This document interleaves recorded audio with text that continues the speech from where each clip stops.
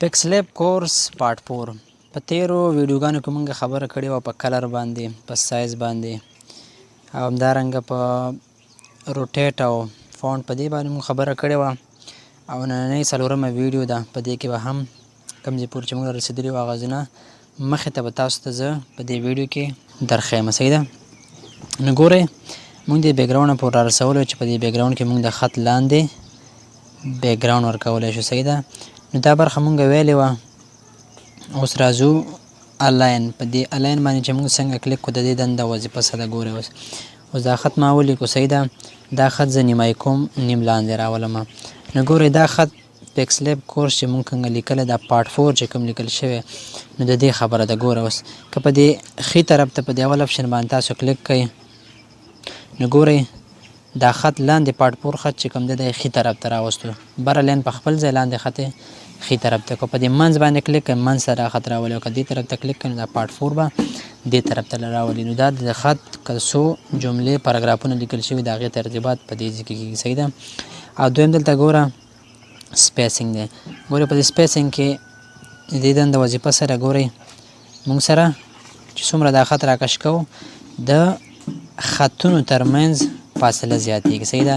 ګورئ دلته لیټر لیکل شوی د لیټرز د خطونو ترمنځ فاصله ده. ګورئ چې څومره موږ کش کوو هغومره فاصله یې اوږدېږي. او په دې ورډز چې موږ څنګه کلیک کړو نو ګورئ دلته د کلمه لکه موږ چې پښتو کې کلمه وایو نو د کلمې ترمنځ فاصله ګورئ. پکسلیب ځان له یوه کلمه ده، کورس ځان له یوه کلمه شو، پارت ځان له یوه کلمه شو، 4 ګوره دا د دې ترمنځ دلته فرق راولي. ګورئ که لیټر باندې موږ کلیک کړو دلته د خطونو ترمنځ یعنې د PIXE دا ځان له بیل بیل ورډز خطونه دي په دې باندې.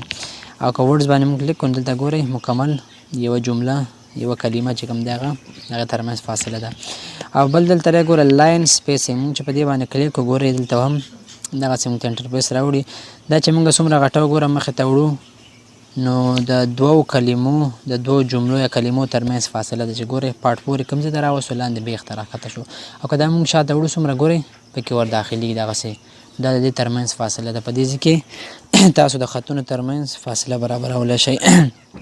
راځو بل ځای ته ګورئ دلته یو بل اپشن دی سټروک. ډېر مهم پوینټ دا دی دا چې موږ څنګه ان کړو ګورئ دا صحیح نه معلومېږي. زه به دې خط ته سور غوندې باډر ورکړم. ګوره دا خطونو ترمنځ په غاړو غاړو کې چې کوم رنګونه دی هغه رنګ دی. ګوره دا لږ زیاتو ما سور رنګ ما ورکړی. ګورئ د دې خط غاړه ته چې کوم خطونه دي دا د دې اندازه دی. ګوره لاندې ځینې تاسو کمولی زیاتولی هم شئ دې اندازه، او دې ځینې تاسو کلر ورته چینج کولی شئ. دلته 2-3 رنګه چې تاسو لاندې ورله کوم رنګ اچولی شئ نو هغه ټول تاسو له دې ځای نه کولی شئ.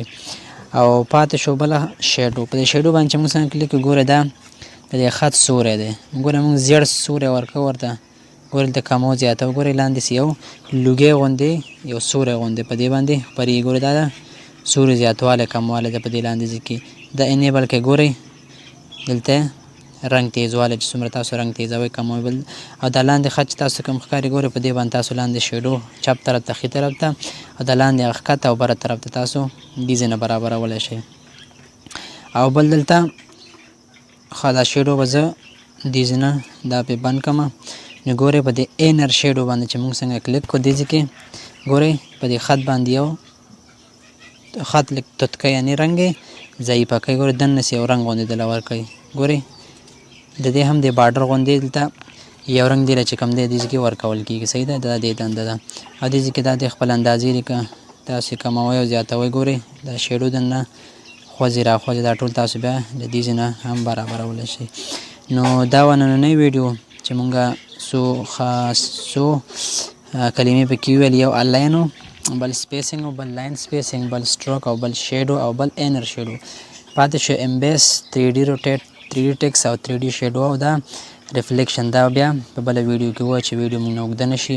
نو امید لرم چې په ویډیو پوه شوي یاستئ او په دغه طریقې سره تاسو کولی شئ چې دغه ترتیبات برابر کړئ.